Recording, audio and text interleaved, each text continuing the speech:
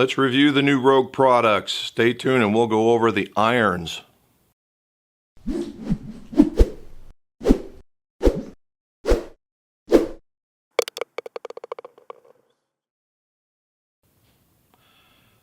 Welcome back to the McGolf shop, and today we will be reviewing the Rogue Irons. Now, as you know from all the media attention and all the marketing and stuff, there are four different Rogue models. The Rogue X, the Rogue Pro, and the Rogue Women's. Each one of them have their own separate special makeup for different segments of the golfer. And what we're going to do is go over each one of them and why, and then we'll have a comparison testing out there. So let's go over what makes the Rogue. And thank you to Callaway, and I got a cutaway. Alright, got a cutaway. So what does Rogue say that they have? That they have a very, very thin face, that they have the internal standing wave, much like the Epic had, and now they have these Microspheres, okay? Microspheres. And so what is all of that? Well, if you take a look, let me get you right in there. There you go. So this is right here when they talk about the cup face, that's the cup face, okay? There's the cup face, and you can see how really thin that face is. Now the internal standing wave is this guy right down in here. See that where it kind of comes up and down in that area? That's the internal standing wave. Alright, now where are the Microspheres? Microspheres are in this dark area right here, and then they come up into here. So what does that feel like? Well, I wish I could show you. I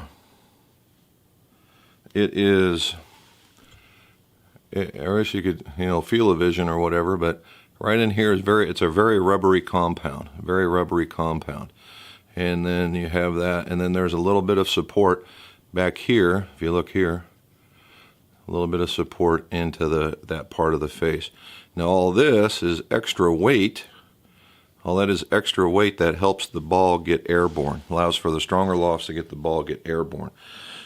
Again, a little bit, this is a nicer cavity. Right? So what does all that mean? Well, I got to talk to Dr. Hocknell while we were at the PGA show, and we talked about thin faces, and we talked about the standing wave. And if you guys don't remember from the Epic reviews, and I'll put a little post up here, the Epic reviews, the internal standing wave was a tungsten steel homogeneous mixture that stayed in a molten phase for about 40 hours and then was poured into a mold of whatever they wanted in order for the wave to be placed somewhere within the cavity in order for it to work best for you. So on the longer irons, more of the weight was at the toe, and in the shorter irons it was more right behind where you would actually hit the ball. Although we did not talk about placement, I'm going to assume that was what they did here as well. Microspheres, what is that? Well, imagine, if you will, a urethane, the urethane part, the little squishy, with a bunch of little teeny weeny super microscopic glass balls in it. And when you hit that, and the whole idea is that the more stuff you put behind that face, the more it restricts that rebound. And when you restrict that rebound, you restrict the ball speed. So how do you get this nice cast club, how you get that nice cast club and not have that bad feeling and still not impact the ball speed? Well, Microspheres. So to make it simpler, the Microspheres that are inside the urethane, if you think of like a sponge on a microscopic level, the holes that you see in the sponge are those spheres that you see that they're talking about here, and they have because if it was a solid piece of rubber, there would be really no give, right? And then you would lose ball speed. So now that they have that sponge kind of thing in there, then it allows it to reflex, and then off you go, and now you get your ball speed, or you don't dampen your ball speed. So you get the 360 cup face, you get the Microspheres, you get the internal standing wave, plus you get the look, or you get the weight that is the Rogue. So I'm going to pull them all out, and I'm going to show you what the differences are between the two. Actually, if you stay tuned, we'll take a look at the 4. So, like you saw before, the Rogue. Alright, got a bit of a traditional Callaway thicker top line, but what they do to mute that a little bit is they give it a gray muted painted top line. Okay, and it's not rough. It just is right there. If you look on the cavity back of it, there's a lot going on in that cavity as far as, we'll call it style points. But if you look, it's got a fairly decent lower end cavity area down by my thumb. Again, everything to drive the ball in the air. This one has a slight offset in it. I would say medium in comparison to all the rest. So, and what I would also say is about a medium sole. All right, medium sole. So this is the one that's hitting right down the middle, right? This is one right down the middle. So if you have a little bit of issue with the ball going into the fade, then this could help you out. If you're a guy that takes a bit of a divot and you don't want to get stuck, and I'm talking little ones, not Jasper Parnevik type divots, then this guy could be it. It's not real big, it's not real small. I mean, it's just right down the middle. The lofts are, you know what? I'll either post them here, or I'm going to put the lofts in the show notes. As far as lofts go, these are what would be in the traditional game performing or game improving level. Now, the Rogue X. The Rogue X is a slightly larger iron. All right, in comparison to the Rogue, there you go. This is the Rogue X, this is the Rogue.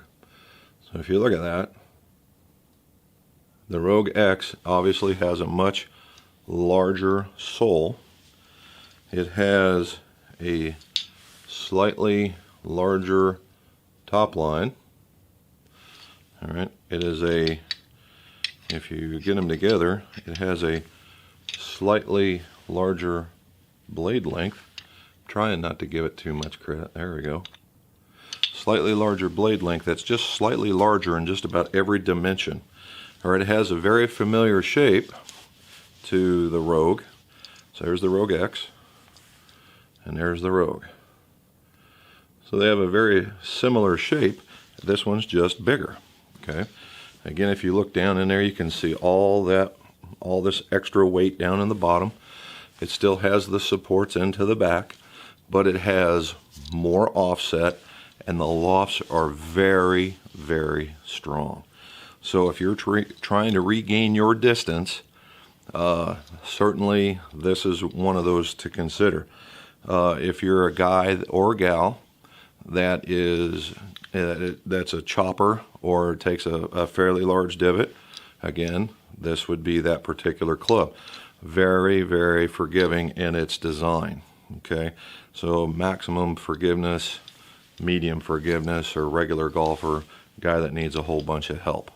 Okay, now we're going to look at the Pro. Okay, the Apex Pro. Apex Pro has a little bit different look.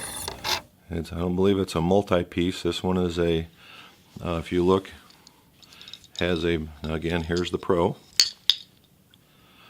There's the Pro. And there's the Rogue. So the Pro is slightly smaller. The Pro is slightly smaller. It has a slightly smaller top line. All right. And where you would see, if you see this piece here where it's painted, you notice on that part it's gone. So again, just again, slightly smaller. So for whatever everything the Rogue X was bigger, the Rogue Pro is everything that it was smaller. Now, again, the Pro just has a slight offset in it, not a lot. Again, just kind of a helping offset, I would say. It's not, but it is definitely not zero. But it does have just a little bit of offset in it. More of a traditional lofts, okay? Again, we'll be putting it all up there, but it does have the 360 cup face. And it does have, if you look down in there, you can still see there's a goodly portion. But this is a real eye pleaser, all right? So if you're just, you know, just this side of bogey golf, chances are you might actually enjoy this guy, all right? Last but not least, and we never give the ladies enough credit, but the Rogue for ladies. The Rogue for ladies. Alrighty, again, very large sole. Has I will say a medium to upper medium offset on it.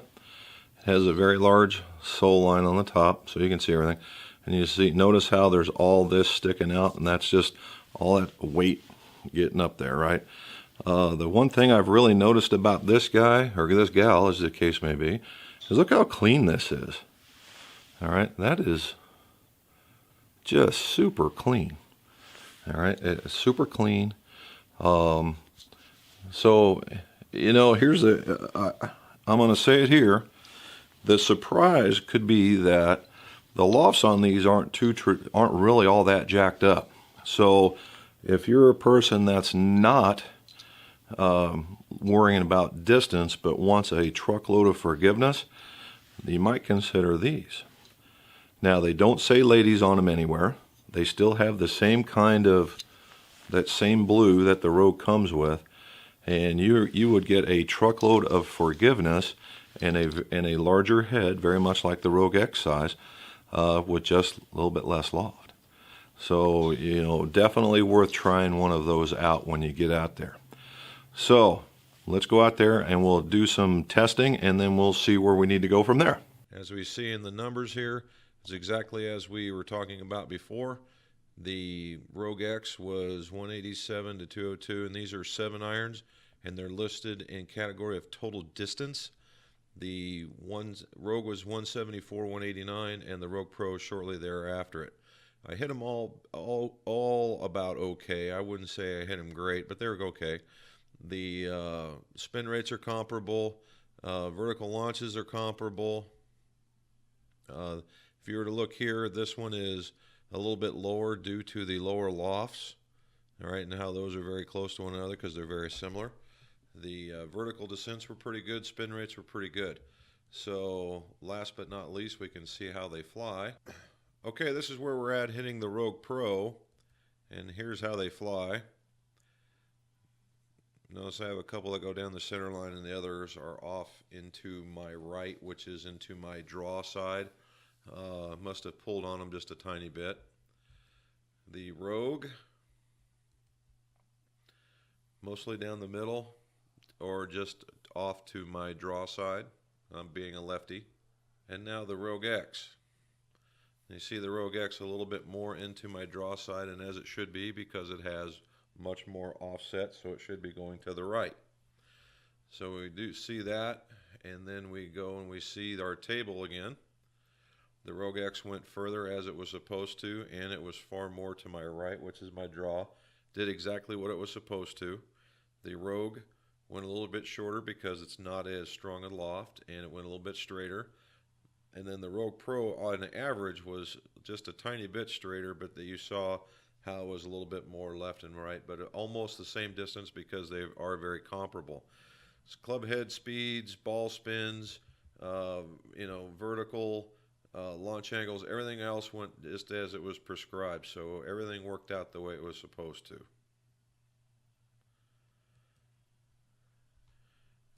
And finally, our landing patterns. And then you get to see it again. There's the Rogue X, and then there's the Rogue Pro. Okay, all the data was captured with the FlightScope X3 and the fusion tracking technology. And as we saw, the irons did exactly as prescribed. The Rogue went in the direction we wanted to in a nice tight pattern. The Rogue X went a little bit further, which it was supposed to, about a club's worth, and to my right because it had more offset. And the Rogue Pro was a tiny bit shorter overall, although I did really get one out there, but its consistency wasn't nearly as good as the other two. And that's not evident of the club, that is evident of the guy hitting it. You get more into the middle of that club, and my golly, that thing is responsive as all get out. So again, from a fitter club maker perspective, it's what works for you. So for me, I would be hitting the Rogue. I'm not, I don't need to hit the 7-iron 190 yards. All right, so the Rogue would be my fit, my personal fit. And again, if you want these things to work for the best for you, go get a fitting, and then that way your purchases have more efficiency and more value, and you play better golf. So if you like what you saw in the review, please hit the like button and subscribe if you want to see some more, because there is more coming. And let's see your scores go low.